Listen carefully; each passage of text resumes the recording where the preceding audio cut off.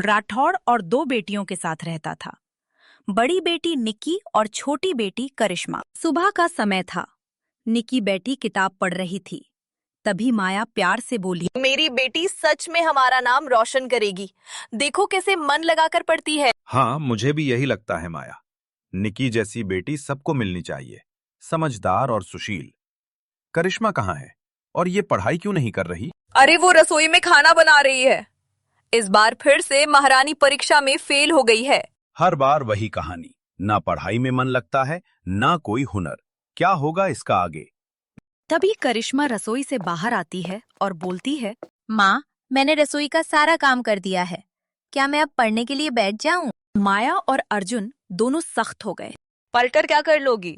जितनी बार बैठी हो उतनी बार फेल ही हुई हो। माँ बाप इस बार भी तुम्हारी वजह से सबके सामने बेइज्जती का सामना करेंगे। अगर फिर फेल हुई तो घर से निकाल देंगे। करिश्मा के पैरों तले जमीन खिसक गई।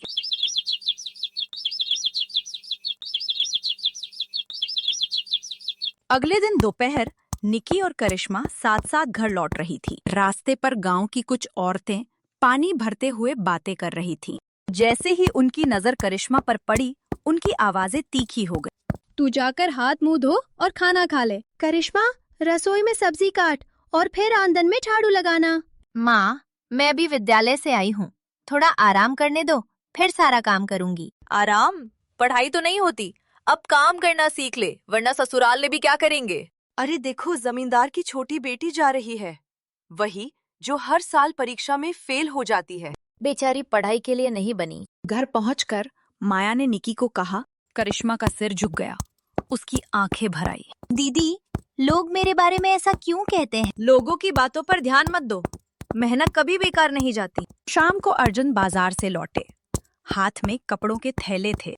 दोनों के लिए सर्दी के कपड़े लाया हूँ, ठंड बढ़ रही है। निकी उत्साहित थी, पर करिश्मा बस चुपचाप देख रही थी। माया ने निकी को कपड़े दे दिए, लेकिन करिश्मा के लिए कुछ नहीं। लेकिन हमारे के लिए कुछ नहीं। तुम्हें कुछ तभी मिलेगा जब परीक्षा में पास हो जाओगी। हर बार फेल होकर इनाम की उम्मीद मत रखना। माँ, आप करिश्मा के साथ ऐसा व्यवहार क्यों करती हैं? वो भी कोशिश कर रही है। निकी, बीच में मत बोलो, पढ़ाई पर ध्यान दो। रात गहराती गई। करिश्मा चुपचाप किताब पढ़ रही थी। निकी अंदर आई और बोली, तू अभी तक जाग रही है? नींद नहीं आ रही दीदी, सोचो थोड़ा पढ़ ही लूं। आज जो हुआ, माँ का व्यवहार अच्छा नहीं लगा। मैं जानती हूँ तू कोशिश करती है, बस हालात तेरे खिलाफ है। दीदी, लगता है मैं घर में सिर्फ बोझ हूँ। रंग भी अच्छा नहीं, पढ़ाई में तेज नहीं, फिर भी बस एक मौका चाहती हूँ। खुद को कम मत समझ, हर किसी की रफ्तार अलग होती है।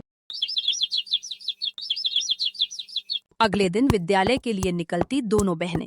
तभी माया के घर कुछ औरतें आईं। निकी तो होनहार है, पढ़ाई में आगे और स्वभाव भी अच्छा, पर करिश्मा हमेशा चुप रहती है। माया का चेहरा बदल गया। उसे लगा करिश्मा ही उसकी शर्मिंदगी की वजह थी। कुछ दिनों बाद परीक्षा का परिणाम आया। निकी पास हो गई, करिश्मा फिर फेल रही। करिश्मा, ये घर कोई खेलने की जगह नहीं है। एक ही छत के नीचे रहकर भी अपनी बहन से कुछ नहीं सीखा। अगर फिर फेल हुई तो घर से निकाल जा। करिश्मा की दुनिया जैसे उसी पल उजड़ गई। आंखों में आंसू लिए वो धीरे धीरे जंगल की ओर बढ़ी। जंगल में करिश्मा एक बूढ़ी महिला दादी जानकी के पास पहुंची। माँ, आपके घर में कोई नहीं जो आपके कपड़े धो दे? बेटी, थोड़े से बर्तन मेरे लिए खुद धोने पड़ेंगे। मैं कर दूंगी। दादी जानकी ने करिश्मा को अपनाया। बेटी, अब ये घर तेरा भी घर है, आराम कर, फिर कुछ खा लेना। उस रात करिश्मा को पहली बार डर नहीं बल्कि सुकून मिला।